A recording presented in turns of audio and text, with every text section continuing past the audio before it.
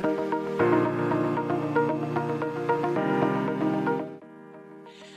there, Greg Homeson, Philippines Recruitment Company. Stepping you through today the services that we offer our clients in Australia. And over a dozen years now, we've been recruiting out of the Philippines, as the name suggests, and we've deployed some 3,000 candidates successfully into Australia. So we do have a significant footprint now in the Philippines, which helps us to provide a full comprehensive service around sourcing candidates, processing, skill assessment, and of course, deployment into Australia once a visa has been granted. But let me step through the services around securing top talent out of the Philippines. So as suggested, over a dozen years now, we've been recruiting out of the Philippines, providing the best jobs possible for Filipinos, and we've now got a great reputation in the Philippines for doing so. So that has allowed us to then spread our news and capture a large portion of applicants, which allows us to then filter down into the top talent for our clients. We of course will always trade test our candidates, so where possible, if it's a welder, as an example, we'll conduct a weld test. Mechanics go through a series of aptitude tests before we will then line our candidates up for our clients to review. That of course all gets done online initially, but then we offer our clients a couple of different options there. They can interview online, or they can in fact fly to the Philippines, where we will conduct what's called a client recruitment trip and allow our clients to meet with the candidates, have a look at their skills firsthand through a workshop environment, and to be able to then interview and make their own selections at that point in time. And of course then we've got the documentation and migration part of what we do, and this is where our migration lawyer will come in and ensure that we've got the best opportunity, the best outcome for our clients and candidates, and go through that visa and migration process. That will of course include, in most cases, a trade skill assessment, or Cert 3, for the application of a visa. Out of the Philippines, most candidates do require a Cert 3. So we then will need to step through that process with the candidates to ensure that we can have their visas lodged as part of that application. And then finally, the Cert 3 assessment comes through, we're able to then lodge the visas and deploy our candidates. And this is where a key element to what we love most, and that is the success for our candidates as well as our clients. And we have a retention program which sits within our lifetime relationships team in the Philippines. They maintain contact with our candidates for their entire journey in their deployment to Australia. So we ensure that they're successful in their journey, and therefore the clients will by default also be successful. We check in with them to make sure that there isn't any issue at work, even back at home in the Philippines, and there's nothing that they require for us to help them go through to ensure that they're comfortable and being able to hit the ground running the entire time that they're in Australia. So that's a brief overview. My name's Greg Homeson, Philippines Recruitment Company. Thanks very much.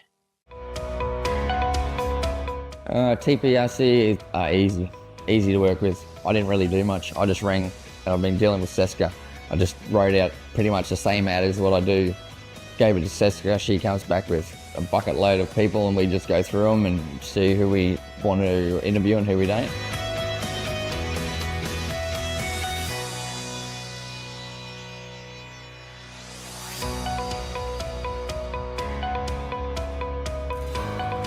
You have to do the trip.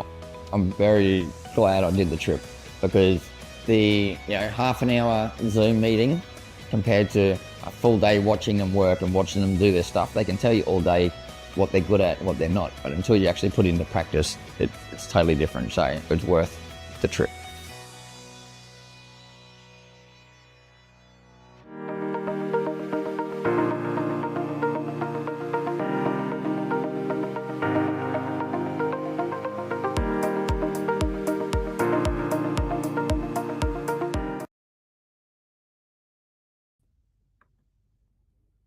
Hello, and thank you everyone for joining.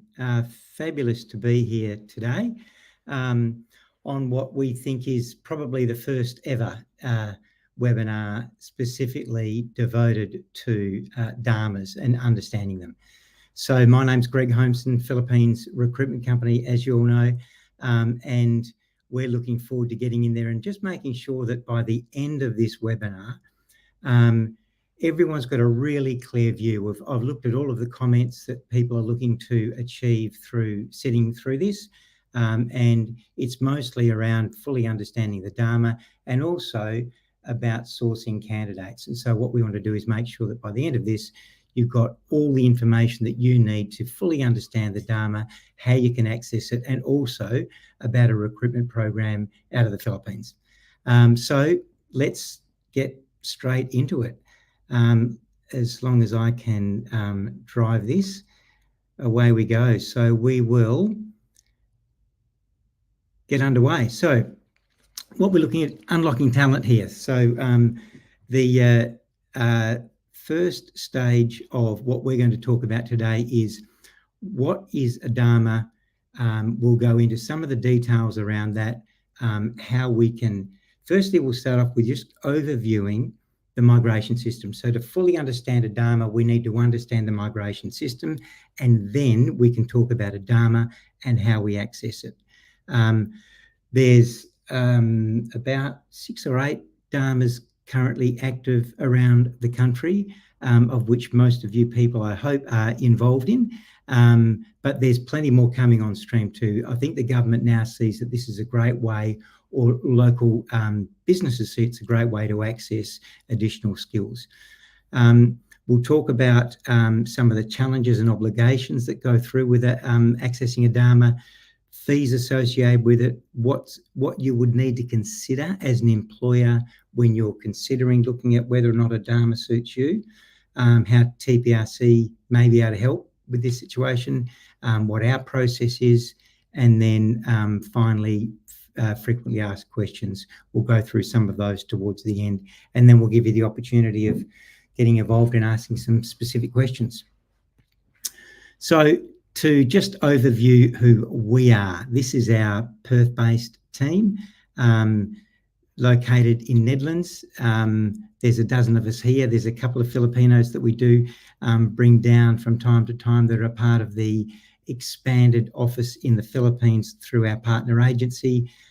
This is a good chunk of the team. I think there's now 60 or 70 of them sitting up in the Philippines. This was actually in Hong Kong Disney when I met them just pre-Christmas last year.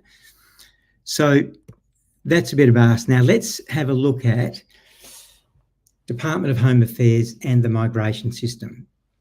So the system is set up so as businesses we can access talent that we're not able to find locally.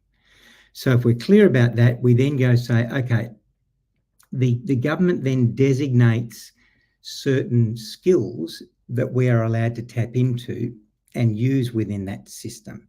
But be aware that this is generalized, right? So it's for the entire country. So, you know, we'll get into this a bit later, but what may be a skill shortage in one area may not be in another. But that's how the system's set up. There's a salary recommendation that comes in for the government called a temporary skilled migration income threshold. Now that's set by the government to say that anyone coming in that needs to live in Australia will need to earn around about $73,000 a year. Now that again may not suit every particular region, but this is what we're dealing with under the standard system. Then there's certain criteria around permanent residency and who qualifies for permanent residency. So these are some of the key issues that are dealt with when we have a look at what a DAMA is all about.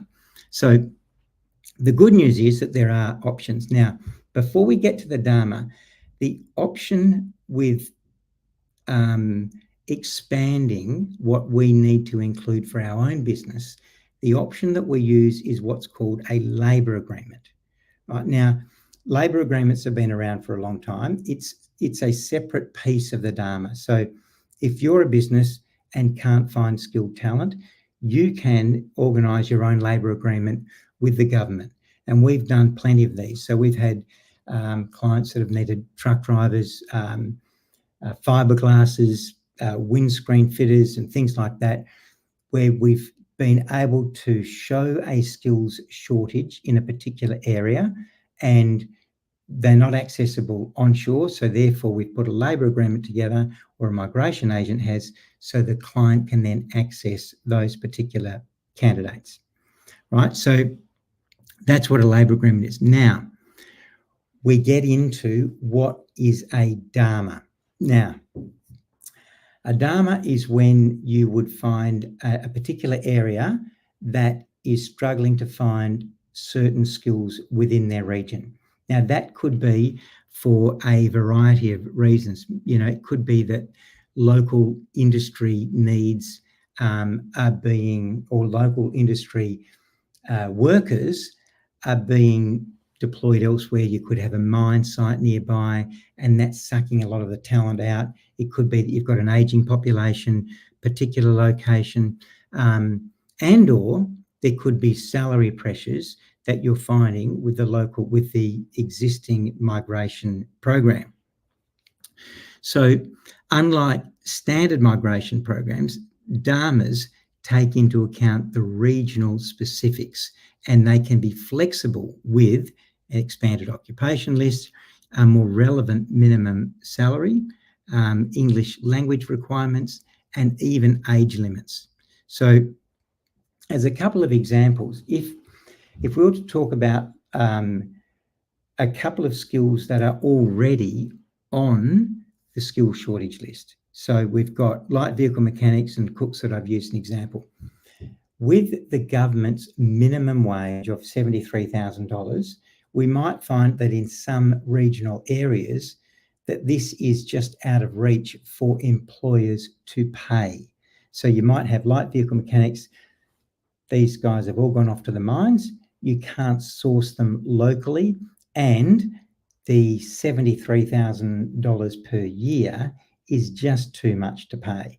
So this is where we've got access to a DAMA that would allow you, because that criteria has been preset, and there could be a wage concession that goes with that, and generally they're about 10%, meaning you could pay $65,000 a year for that person, as opposed to the Department of Home Affairs mandated 73.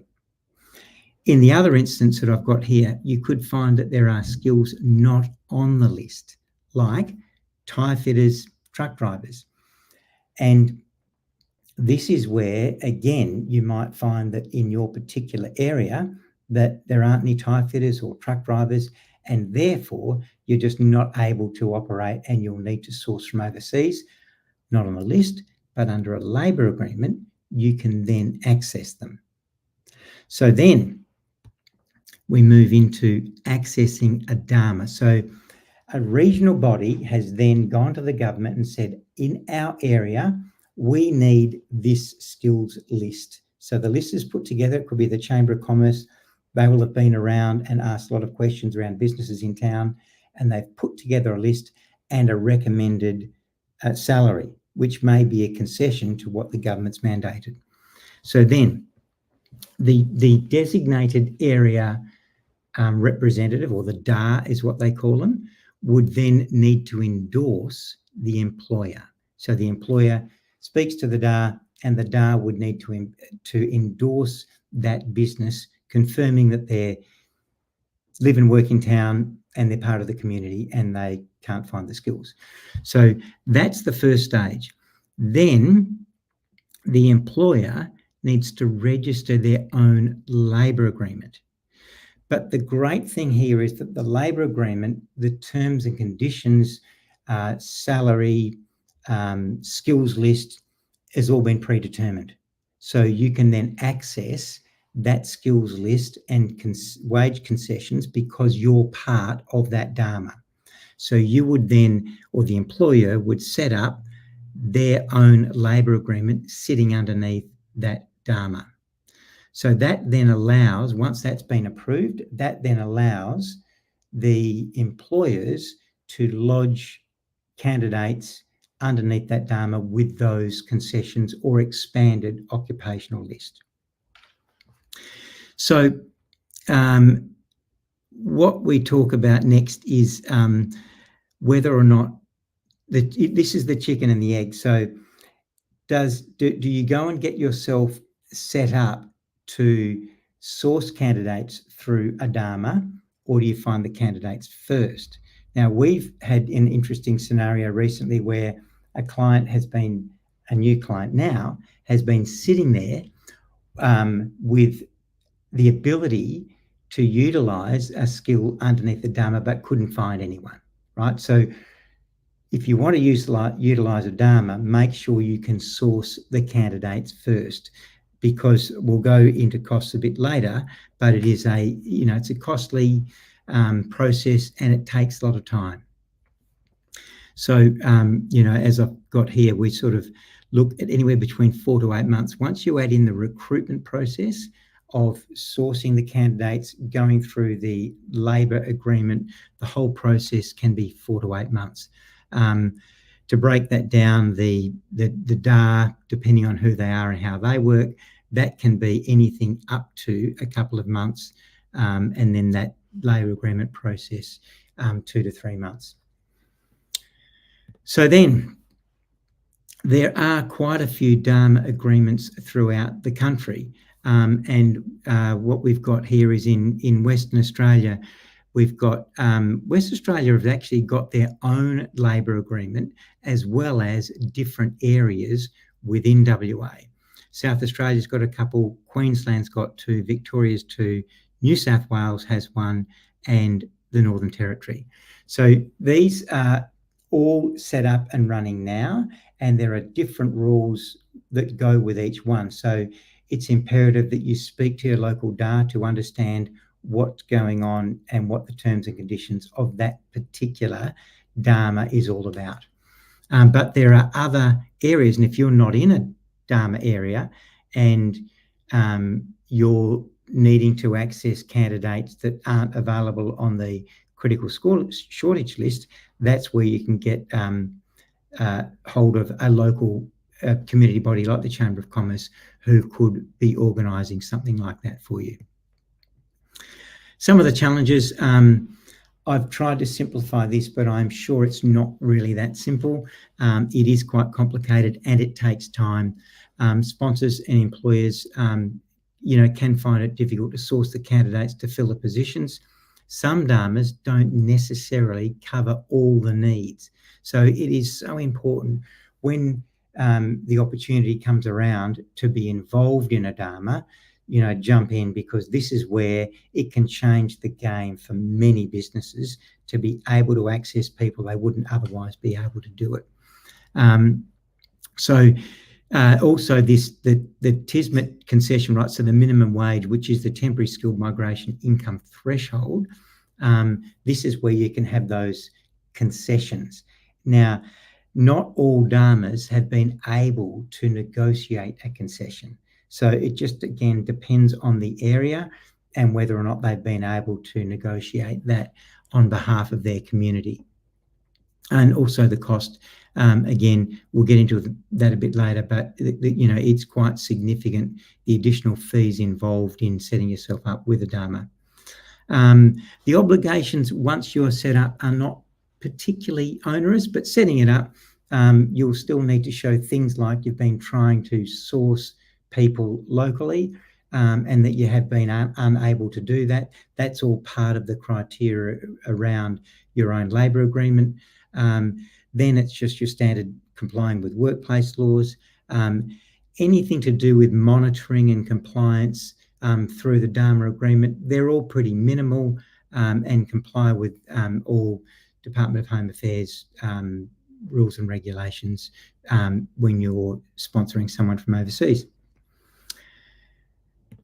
And now, let's dive into some of these costs associated with getting involved. So to start with, the employer will need to be endorsed by the designated area representative, the regional authority, and then we can go through what those costs are. So firstly, to understand that labour agreement is anywhere between $5,000 and $10,000. It's quite a significant piece that a migration agent will put together. Quite a bit goes into it. We have been able to getting involved in DAMAs, get these reduced slightly because it's the same process for everyone in that particular DAMA, and we've got a migration agent that can do that at slightly reduced price, but it's a significant cost. Then if we look at how we would be doing this with a particular client, we've got a recruitment fee, or anyone that you would be using would be charging a recruitment fee. Ours happen to be $6,790.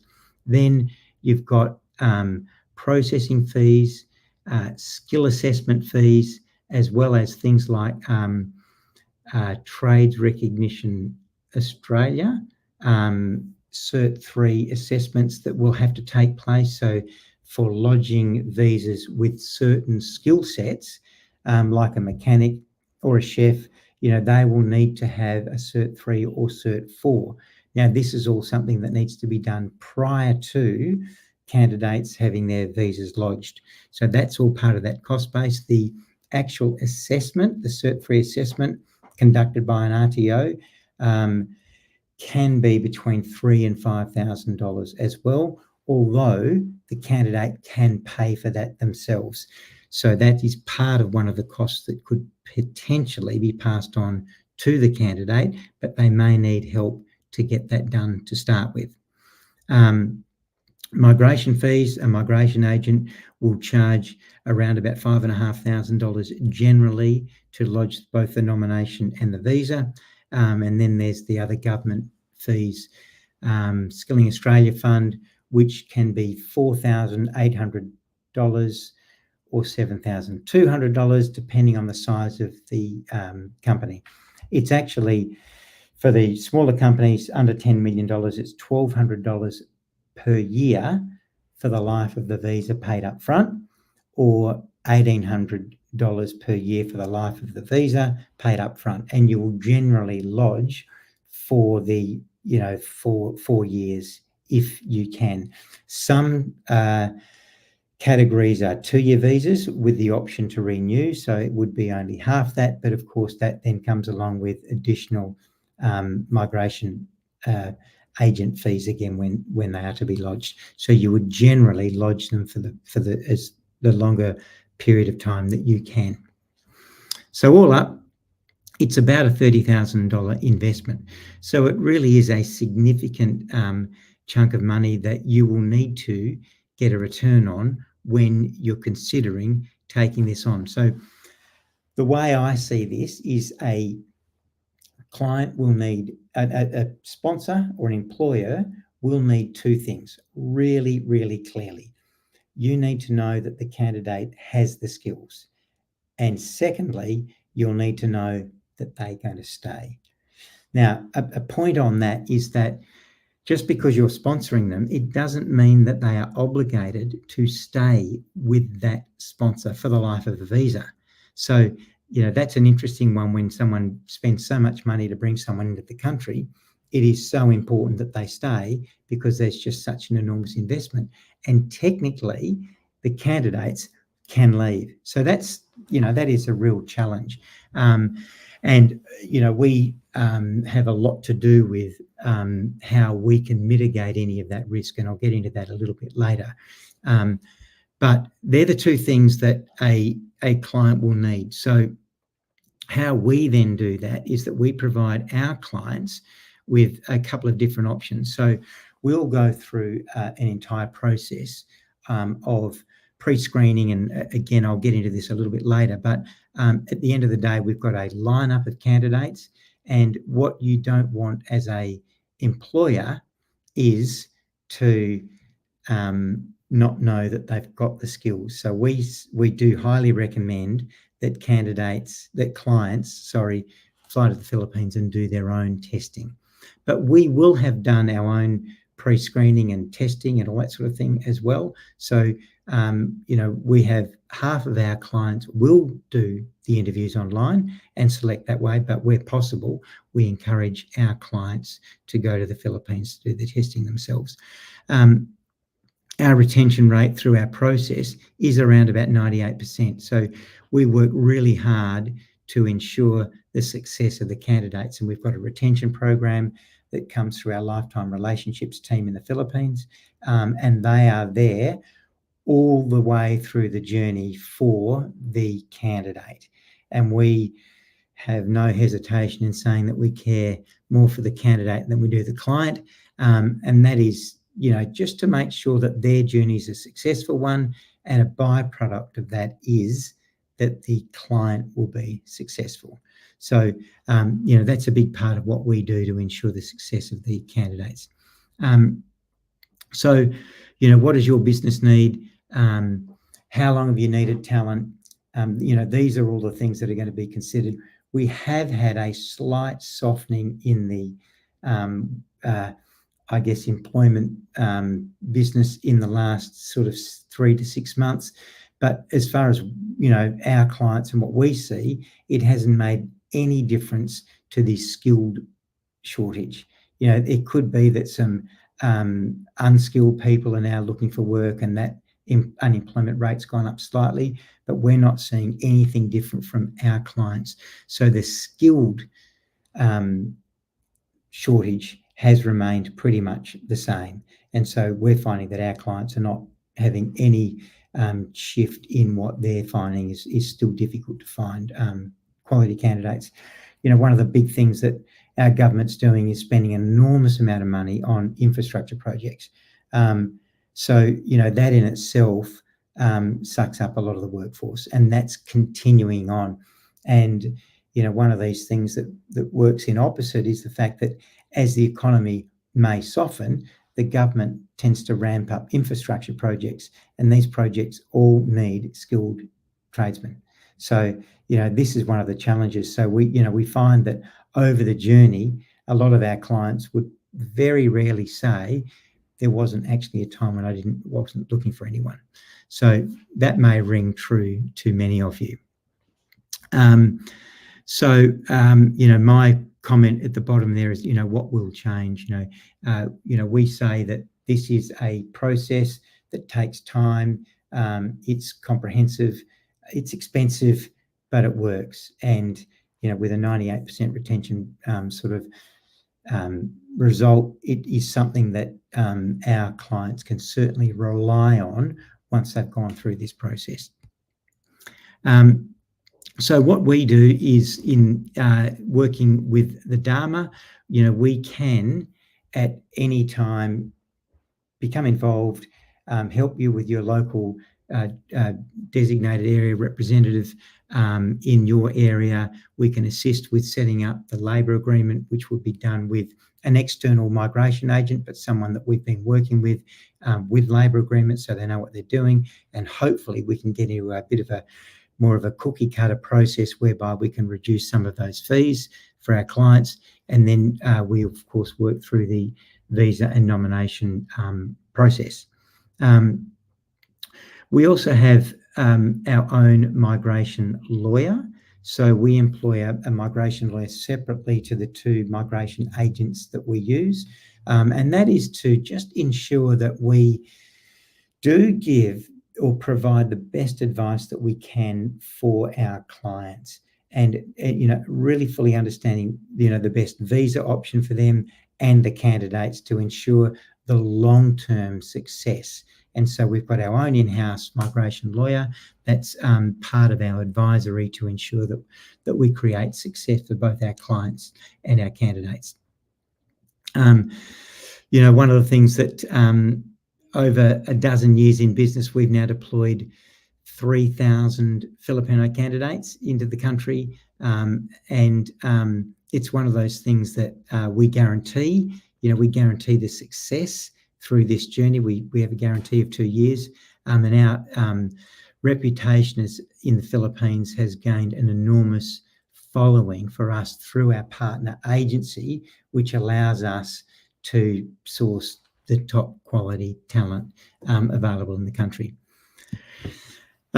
So our process, if we were to sort of step through that in a little bit more detail. So we will get a job description from our client and ensure that we can source the candidates for them. So once we've got that and we've been able to show that we can, we've worked with 30 or 40 different categories over the years. So there's very few skill sets that we haven't actually brought into Australia. But once we've got that organised, we will organise the client accreditation. I won't go into too much detail, but the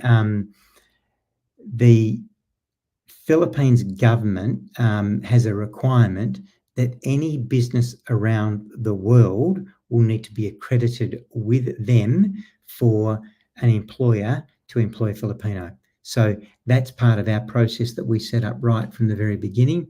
And then we go into our own shortlisting of candidates. We'll conduct skill assessments. I've mentioned that before. So if we're looking for welders, we'll make sure that candidates have done a weld test prior to us then even putting them into a lineup, because we don't rely on CVs, and I would suggest that anyone out there that's looking at accessing a DAMA and they may have found a candidate and even spoken to them, always conduct your own skill assessment somehow, and it needs to be as practical as it can be, because I've been through the costs, and even without a DAMA, it's $25,000. It's a lot of money to bring someone into the country if they don't have the skill set. So it is so important that you get your own skill assessment done. We also test all of our candidates for English, even though in the Philippines all of their education or their high school all is in English. They have a great understanding of the English language. We will still conduct an English test because we need to make sure that any candidate is able to communicate in the workplace. There's also then we go through the visa application. Once we've completed that skill assessment, English requirements, we can then do the visa and migration processing that gets completed through our migration agent, and that will then involve medicals post the application. On approval, we will set up things like bank accounts, private health insurance, register for tax file number, and organise flights. So all of these things are done pre-candidates arriving in the country, so that's not something our clients will need to do once they get here. We then enter all of our candidates in what I mentioned before was our lifetime relationships program. Now, this is just such a key piece of the success of what we've been able to create, and I talk about candidates, the candidate success, for us being more important than the client. It's because the candidate, they make such a commitment themselves, and it's only their success that creates the success for our clients. And so we have what's called, in our retention program, this lifetime relationships. And, we connect with our candidates when they first arrive, day 3, day 7, end of the first month, and we just make sure that there isn't anything that they are concerned about. And sometimes a Filipino may wish to contact another Filipino rather than go to someone at work saying there might be an issue. And this is something that has just been so valuable for us to be able to provide feedback to our clients on something that might be really minor, with the candidates at work, that's been able to be fixed immediately. And it just creates that, longevity for the candidates, and that then creates the client success. Hopefully that, the candidates are really looking to get permanent residency, which they can apply for after 2 years, but generally will take them another year or two because of the high bar with the English language requirements. So what else do we do? I'll tell you what I'm going to do. I have got a video that I want to show you, which does step through the entire stage of what a client's experience when they've actually gone to the Philippines. So I'll just play that now, and then after that we'll sort of finish off, and we'll be able to get to some of your questions that you've been. And please don't hesitate to shoot through some questions now. I know we've got plenty of there that we want to get through, but in the meantime, let me get this video up and running. If I can drive this wherever that video is, Jazzy.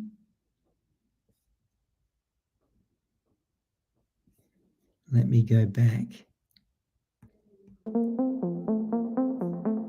My name is Tyron Kraus. My position is Construction Manager and Director of EDMS Australia. As a Construction Manager, I'm in charge of all of our site projects and construction works. I oversee all the estimating, the workshop fabrication, and I work in conjunction with our design team.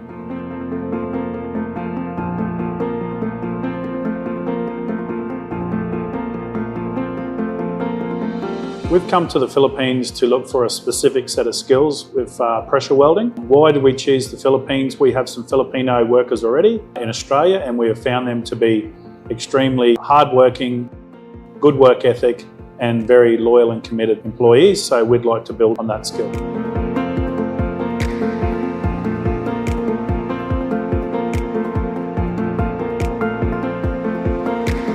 So we're looking for workers with very specific hand skills, i.e. TIG welding and MIG, of a very high quality, 100% X-ray quality. Their hand skills need to be able to weld right-handed, left-handed. They need to be able to sometimes weld with the use of mirrors where you can't see the back of the weld.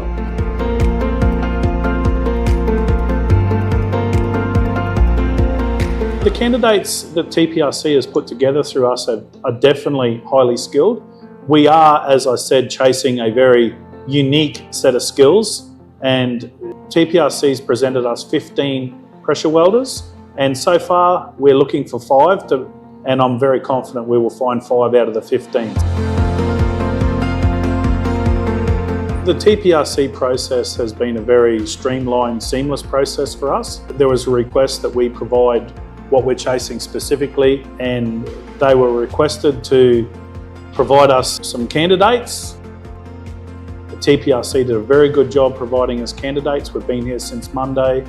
We've been doing approximately 4 people per day, putting them through the process. TPRC basically went through those candidates, they screened them, they've done all the checks, they did practical testing. So TPRC's presented us with people that can actually do the skills, not just on paper, but physically. So the process has been very good.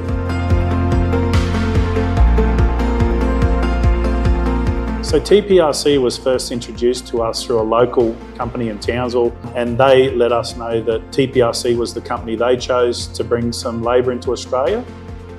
And then the process since then has just been very simple, streamlined, and basically went into detail on what we were chasing, and then they presented us good candidates.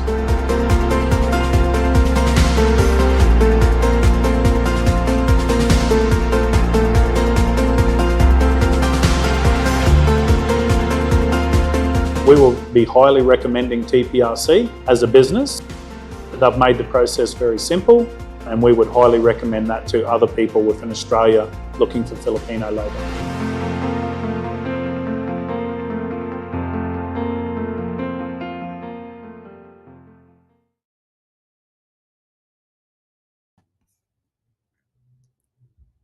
Great. Fabulous.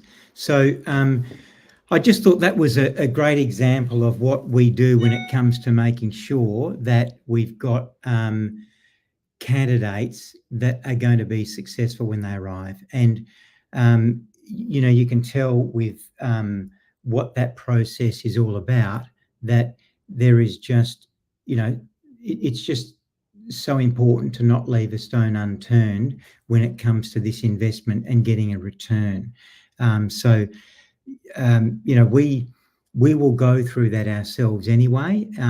We will set up skill assessments. We will set a test that the client is asking us to do. We can get a video recorder. We can take photos, all of that sort of thing. But it's certainly nothing like being there, meeting the candidates, getting to understand their background and all that sort of thing. And of course, when they arrive back in Australia, it's just another thing that, you've had a connection with them prior to. If we just now get to, I'll just continue on with our slides. So we've been through what the process is. Now, some of the other questions that we get, and I can see some of the questions are coming through now, that we can start getting into. So if anyone has anything more specific, we can fit some more questions in. So, but we'll go through these standard questions that we go through for all of our clients anyway. So first thing, one of the biggest issues that, of course, we have in the country is accommodation. Now, that is one that we, interestingly enough, don't have too many issues helping to sort out. The Filipinos themselves are really amazing networkers. And when they get this opportunity, they're networking very early in the piece in the area that they're going to. But we work very closely with our clients. So our client services manager will work with the business, and they will find out where the best area is nearby to help set them up to at least get them started. And so they can also get to and from work.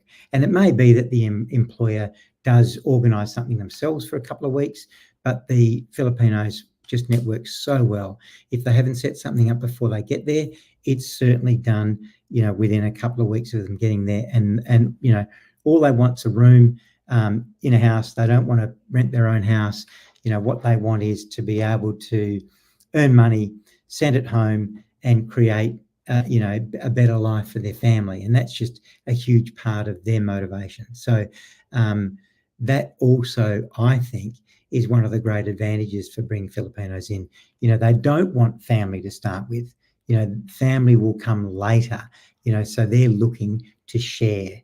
And it's just a great advantage for them to be together too. So if the client's looking for 2 or 3 or 4, they can put them in the same house and get to and from work together. The next one was just on family. Now, none of them seem to ever want to bring their family out to start with. It's really about coming here first, getting established, making sure they're settled, and then bring out family. It's still it's an expensive country to live in, and so the minimum wage of $72,000 or $73,000 a year is still a bit of a struggle to be able to bring up a family, pay rent. So it won't be till after a year that they may then sort something out. But of course, if they've got a spouse, they can work. There's all sorts of other opportunities that are created once they bring family out. But this is it's a more of a generational shift. It's not about, hey, I'm coming out to work and I want my family with me. It's, I'm doing this for future generations of my family. And so they'll establish themselves, and it may not be for a year or 2, but they'll bring family out. And at that point in time, their wife, the spouse, husband, may then be able to find work, and it just creates a whole new opportunity for them. Permanent residency, I've mentioned that after 2 years, that's possible. It's what they're after. The challenge with permanent residency now is the English requirement. There is a different level of English requirement for permanent residency than there is for coming into work. So the IELTS level 6 for permanent residency is a tough one for Filipinos to get. So they'll need some time, even if their English is quite reasonable, to be getting a 6 in each of those categories. If you know anything about the IELTS, it's a bit tough. So they will need a few years in Australia, and they'll need to be training for it to be able to get through that permanent residency English requirement. Our guarantee, back with my TPRC hat on, we do guarantee our candidates for 2 years. We've had that enormous success rate over a long period of time, whereby, look, in the 3,000 people that we've brought into Australia, there's, it's less than 5 have actually gone home because they haven't had the skills. And to me, that's 5 too many. But it doesn't mean that there isn't the odd occasion whereby a candidate may not work out with an employer. For whatever reason, there may well be an issue. And so, we can work with that candidate to find another opportunity. That is, extremely rare, but it can happen. And therefore, we then kick in our guarantee. But candidate, we still will find another opportunity for them and continue with their success. Do candidates become available onshore? Well, that's something that I think probably half our clients ask us, or maybe not so much now, but it's generally something that everyone wants to know, if there is anyone that does become available. And under that scenario that I just mentioned, which is extremely rare, it does happen, but not often. So it's one of those things that if you think you're going to rely on trying to find someone locally, I think that's going to be challenging for you. But if, every now and again, we do find someone here that may be looking for a change. Do we source from other countries? Well, we have started.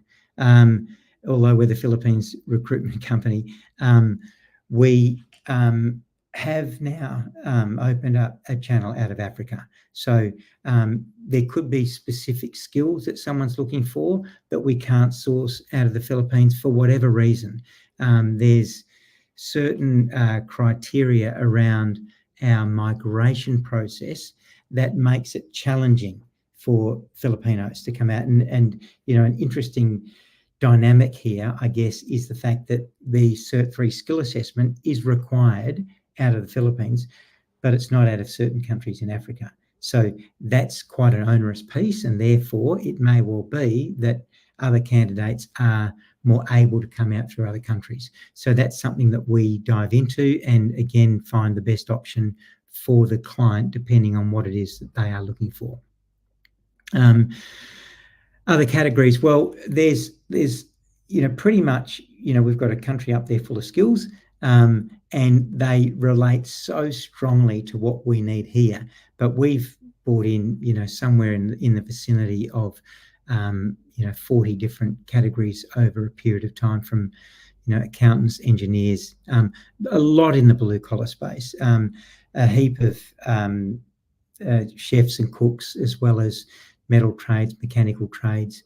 And so there's a real wide variety of skills that we've brought out over the years, but happy to be tested. Very recently we've sourced tie fitters, which was a new category for us. And of course, that's through a labour agreement.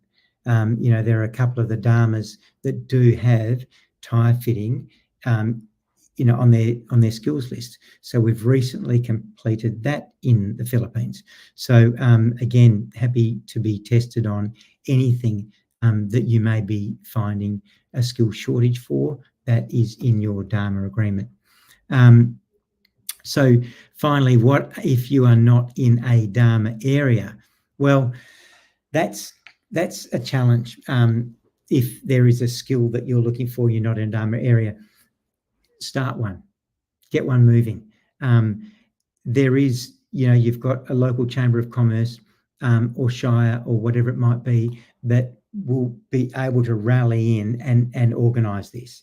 And so you then can go out there and set up your own DAMA, and you'll need to get that designated area representative organised within that region who can then go ahead and set up the whole thing, and you can make sure that you've got the list that you need in that DAMA area. And things like working through the TISMET concession, the minimum wage. I've mentioned before that some of the DAMAs weren't able to negotiate a minimum wage reduction. Many have, some skill sets don't, some do, and we can provide these lists to anyone that might like them, by the way. But that's what you do if you're not in a DAMA area and you need those skills. And there was one that I may have skipped, or it's not in there, but another point with a DAMA and not using a DAMA. So if you're looking for a heavy duty diesel mechanic and you are in a DAMA area, you could bring the candidates in underneath the DAMA, or you could in fact employ them yourselves, right, without having to go through the DAMA and setting up a labour agreement. And you'll just carefully weigh up what the advantages were of bringing someone in under a DAMA. And one of those things that I've mentioned is the minimum wage.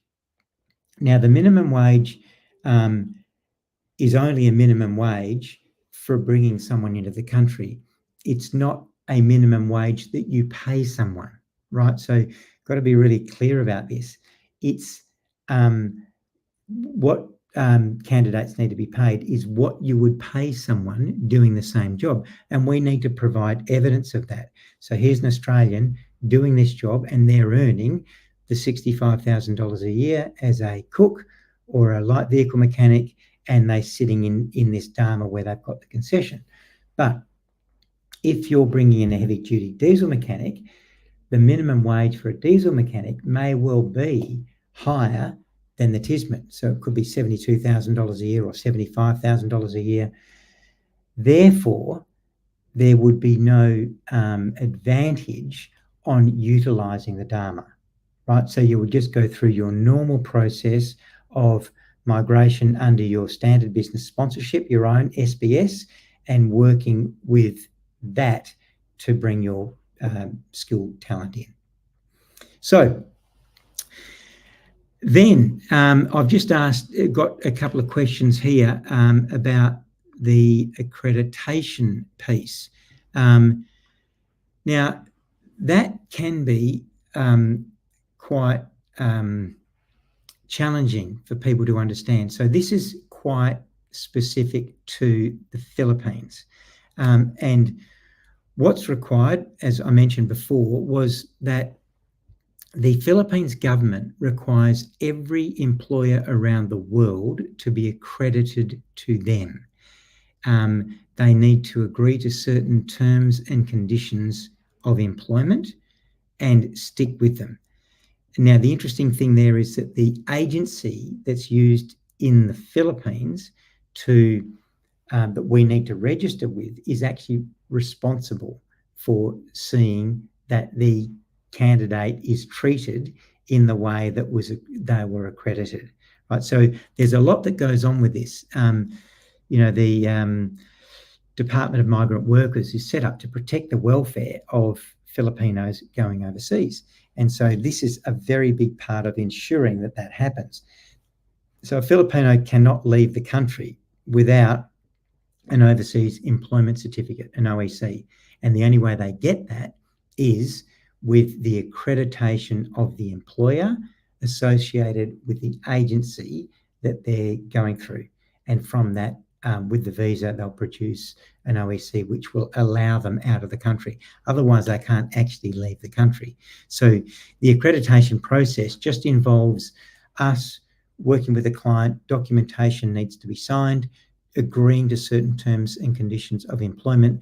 That gets flown to Canberra for stamping at the Philippines Labour Attaché, or it's got a new name now, and that then goes to physically the Philippines.